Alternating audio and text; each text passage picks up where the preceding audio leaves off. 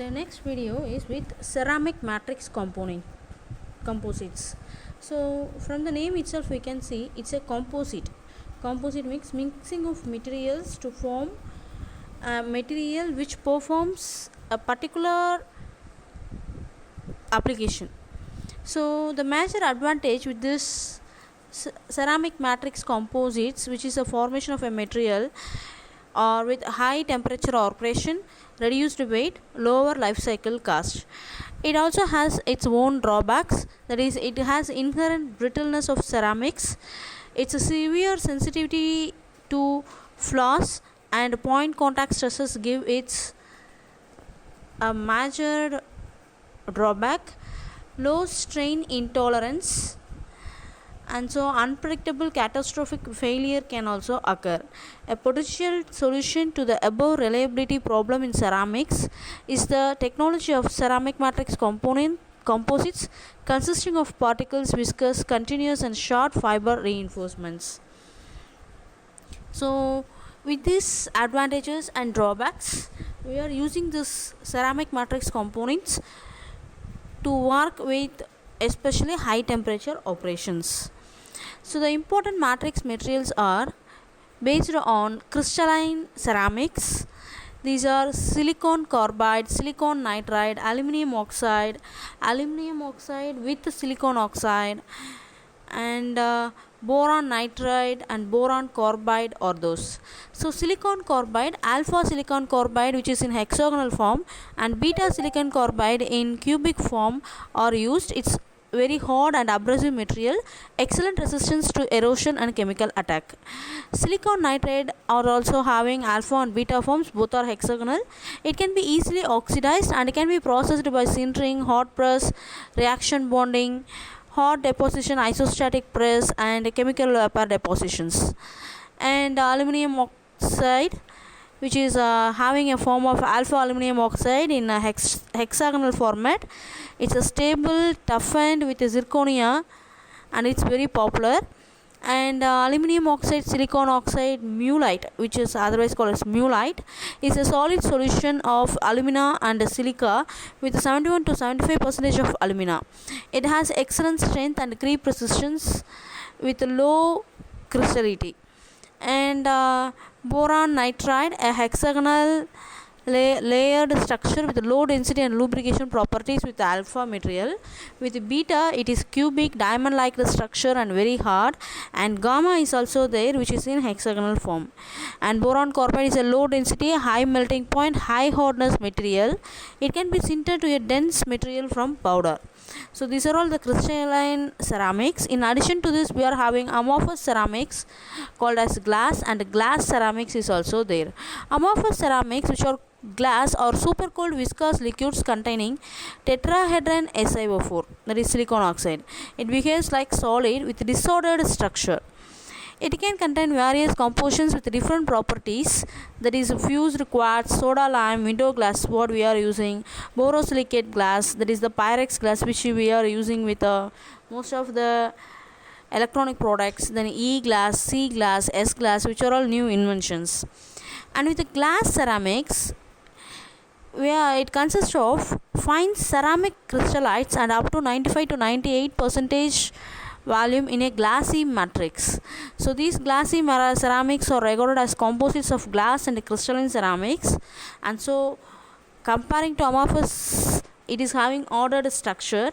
And the nucleating agents are tin oxide and zirconic oxide, which are introduced during melting operation to facilitate controlled crystallization, and so only it's having ordered structure. Then the fabrication of ceramic matrix components we have to see. In this, currently all successful techniques for the manufacture of ceramic matrix composites require processing at temperature in the order of 1000 degrees Celsius and upwards. Chemical and thermal expansion compatibility between fibers and matrix are thus of paramount importance. The residual stress are induced by differential CTE when the composite cools down from the processing temperature, which can cause the composite to crack and fragment even without the external loading. The fibers and matrix materials which can be combined successfully are limited. A fiber with the same or a higher CTE than the matrix is preferred. So for this we have to use high temperatures chemical reactions between fiber and matrix during fabrication, which can give significant effect on composite properties. The fiber properties may be deteriorated, or the fiber matrix interface bond becomes too strong, resulting in a brittle low strength composite. To control the bond strength and improve toughness, an interlayer is applied as a thermal barrier coating, and certainly these are having roughness. Then the processing of CMCs, it's having hot pressing and slurry infiltration. The simultaneous application of press and high temperature is applied over this. So slurry infiltration means incorporation of fibers into a matrix followed by matrix consolidation by hot pressing. It's best suited for glass or glass ceramic matrix components. Uniform fiber distribution, low porosity and high strength is there. It's restricted to low melting point material. Then liquid infiltration of fiber preform. It's similar to molten polymer or metal infiltration. It produces homogeneous pore-free high density ceramic composites. It's a high melting point causes reaction between the melt and the reinforcement. Then sol gel technique is also used, which includes infiltration and sintering effect. So the polymer, which is a powder sol, is converted to gel, subjected to controlled heating to produce desired end products, that is glass or glass ceramic. It gives very good matrix composition control. It is easy to infiltrate fiber towels, and it has very large shrinkage on sintering. Then the mechanical behavior of CMCs. So in the mechanical behavior, already we know crack bridging, interface debonding, multiple matrix cracking, these are all present with it. So tensile stress and the tensile strain has been taken. So unreinforced matrix behavior is falling down. So it on giving overload, the stress increases, and so first matrix cracking may occur and then fiber fracture may occur. So mechanical behavior is this is the idealized stress strain behavior. So failure strain of fiber is 1 to 1.5%, which is much greater than that of matrix, resulting in premature matrix cracking in tension. So before the overload, it's having a good property. So linear stress strain curve until the micro cracks appear in the matrix. So the micro crack is yield stress. So non-linear strain continues as the matrix shows multiple micro cracking associated with reduced stiffness. Fiber debonding and fiber bridging occur with advancing matrix cracks. At ultimate stress, massive fiber fracture occurs. So toughening mechanism in CMCs. So micro cracking ahead of the main crack, which gives the crack branches out. So particle toughening has to be introduced here. The crack bowing between particles, crack deflection at the particle, crack bridging, pinning of the crack front, metallic particles which undergo plastic deformation are all taken care with the particle toughening.